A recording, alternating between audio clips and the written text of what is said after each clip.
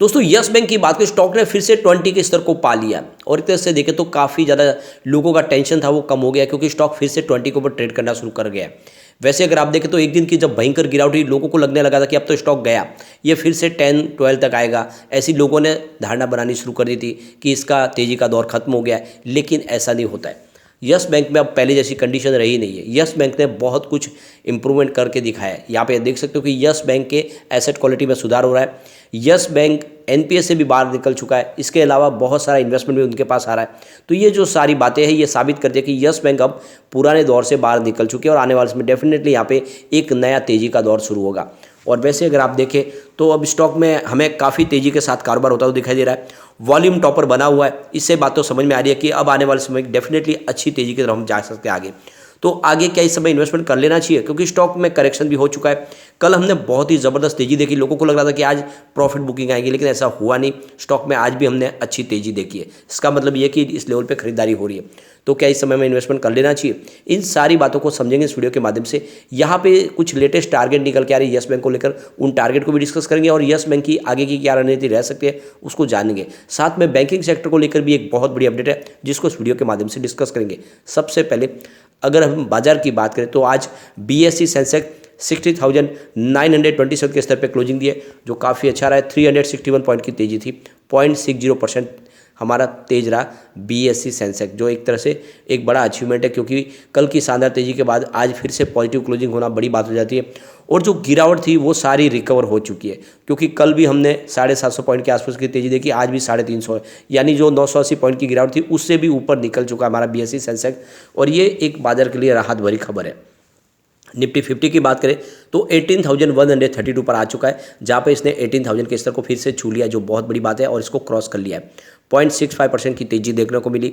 Nifty bank की बात करें तो 42,859 के स्तर पे हमें 0.54% की तेजी देखने को मिली है, यानी लगभग आधा % की तेजी।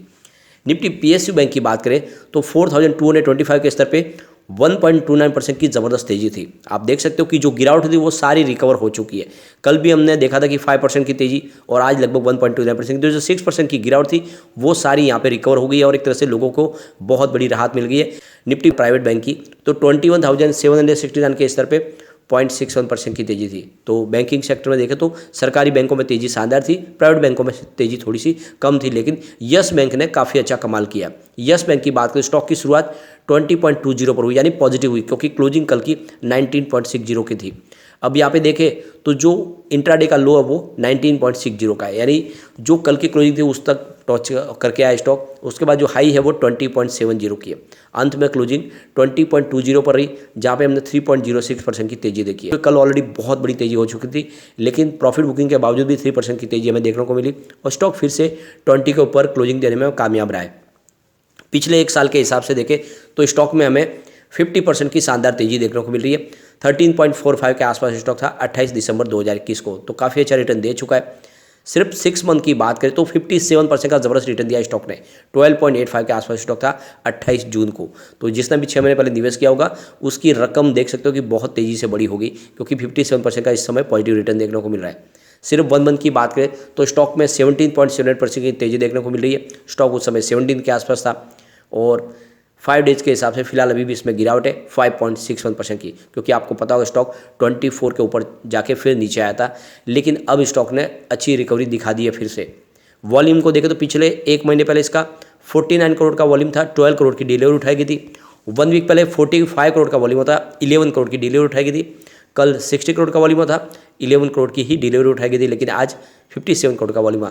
तो आप देख सकते हो कि वॉल्यूम टॉपर बना हुआ, ज़बरदस्त वॉल्यूम है और पूरे बाजार में वॉल्यूम के मामले में यस बैंक आज भी नंबर 1 है, कल भी नंबर 1 था। तो आप देख ही सकते हो कि बहुत ही शानदार प्रदर्शन किया यस बैंक ने। साथ में सुजलॉन एनर्जी भी दौड़ चुका है और फिर से इसने भी 10 के स्तर को छू लिया, यानी 2 डिजिट में सुजलॉन एनर्जी आ चुका है। तो ये स्टॉक जो मैंने आपको सजेस्ट किए थे ये वाकई स्टॉक में बहुत करंट है और ये आने वाले समय आपको निराश नहीं करेंगे, बल्कि आपको अच्छा रिटर्न देने की ये ताकत रखते हैं। अब यहाँ पे आप देख सकते हो कि जो रिसर्च एनालिस्टों की राय निकल के आ रही है कि फाइनेंशियल 2023 में यस बैंक मल्टीबैगर साबित हो सकता है आपके लिए। तो जो मार्केट एक्सपेक्ट करे कि इसने 18 का जो लेवल था उसका ब्रेकआउट दे दिया है, अब आने वाले समय इसमें तेजी का दौर शुरू हो सकता है, क्योंकि आरबीआई की तरफ से एनपीए के लिए अप्रूवल मिल चुका है। यानी जैसे फ्लावर्स को इन्होंने अपना जो एसेट जो है, जो भी बैड लोन है उसको ट्रांसफ़र करना है, उसकी अप्रूवल मिल चुकी है। और आप ये समझ ही सकते हो कि इसकी वजह से इनकी सेहत में काफ़ी ज़्यादा सुधार हुआ है। और ऐसे में आने वाले समय में जो मार्केट एक्सपर्ट है वो कह रहे हैं कि ये 50 के लेवल को टच कर सकता है। ये बहुत बड़ी गुड न्यूज़ है एक तरह से। अब क्वार्टर 3 को लेकर मार्केट एक्सपर्ट का कहना है कि क्वार्टर 3 का रिजल्ट होगा वो तो बैंक इस बार कितना प्रोविजनिंग रखता है उसके ऊपर सारा डिपेंड करेगा दारोमदार हिसाब से ही रिजल्ट की रणनीति तय हो सकती है। अगर पिछली बार की बात करें तो इन्होंने जो प्रोविजनिंग फी ज़्यादा रखा था, यानी करीब 583 करोड़ रुपीज़ का प्रोविजनिंग रखा था, जबकि पिछले साल ये 377 करोड़ रुपीज़ के आसपास था, जिसमें 54.40% की बढ़त देखने को मिलती है ईयर ऑन बेसिस पर, जिस वजह से आप देखते हो प्रॉफिट में कमी आई थी। अब इस बार कंपनी क्या डिसीजन लेती है, इतना प्रोविजनिंग रखती है तो फिर उसकी वजह से प्रॉफिट में कमी देखने को मिल सकती है। लेकिन जिस तरह से एनपीए से निपटारा में हो गया है तो अभी ऐसे में अब प्रोविजनिंग नहीं रखा जाएगा तो प्रॉफिट में आंकड़े बढ़ते हुए दिखाई दे सकते हैं।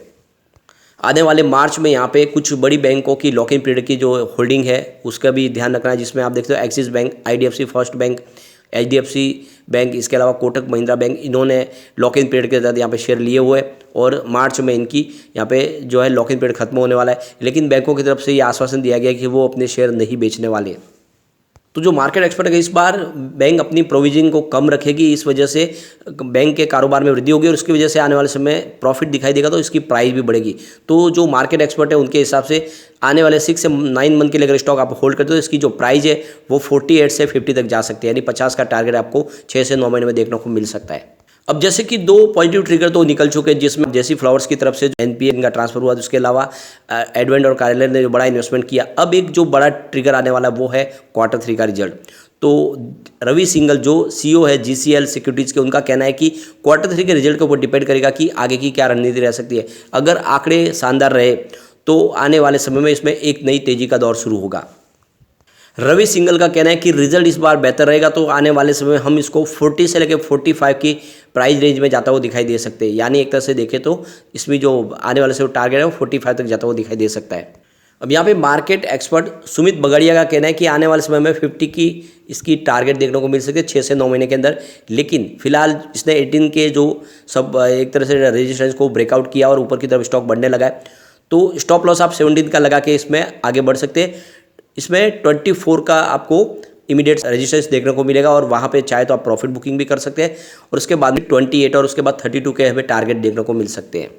तो यहाँ पे आप देख सकते हो कि जो मार्केट एक्सपर्ट है अब वो इसके जो टारगेट है वो 50 के आसपास दे रहे हैं और ये आप समझ सकते हो कि पूरा सिनेरियो चेंज हो गया है। जो लगातार सेल के टारगेट दे रहे थे, काफ़ी ब्रोकेज हाउस है जो इसमें 12 रुपीज़ और 15 रुपीज़ के आसपास के सेल के टारगेट है, अब वो 50 के टारगेट देने शुरू हो चुके। और ये बात तो मैं आपको लगातार बता रहा था, जब बाजार में कोई भी नहीं कह रहा था कि यस बैंक का स्टॉक दौड़ेगा, तब मैंने आपको कहा था कि यस बैंक में आपको इन्वेस्टमेंट करना चाहिए, ये बिल्कुल दौड़ेगा और ये साबित हुआ है। आने वाले समय ये वही बात होगी जो मैंने कही है, ये स्टॉक एक मल्टी बैगर आपके लिए साबित होगा।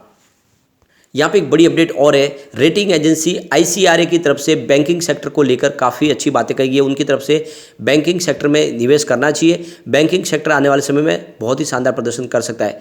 पिछले 1 साल में देखें तो बैंकों में निवेश भी काफ़ी अच्छा है, म्यूचुअल फंड की तरफ से भी निवेश किया गया है, लेकिन एसेट क्वालिटी में काफ़ी ज़्यादा सुधार हो रहा है और जिस तरह से आने वाले समय में बजट में बहुत सारी अनाउंसमेंट हो सकती है तो बैंकिंग सेक्टर काफ़ी ज़्यादा तेज़ी से आगे बढ़ सकता है। ऐसे में बैंकिंग सेक्टर में निवेश की सलाह दी जा रही है। तो जो क्रेडिट रेटिंग एजेंसी है उनका कहना है कि इस समय आपको बैंकिंग शेयरों में निवेश के बारे में सोचना चाहिए। तो कुल मिला के रेटिंग एजेंसी काफ़ी ज़्यादा बुलिश है इस बैंकिंग सेक्टर को लेकर। तो आपको भी बैंकिंग सेक्टर के अच्छे शेयरों में निवेश करना चाहिए, जिसमें आप देख सकते हो कि यस बैंक में आप निवेश बिल्कुल कर सकते हैं, क्योंकि यस बैंक के जो भी बुरे वक्त का दौर था वो सारा खत्म हो चुका है और आने वाले समय डेफिनेटली आप एक तेजी का दौर शुरू होगा।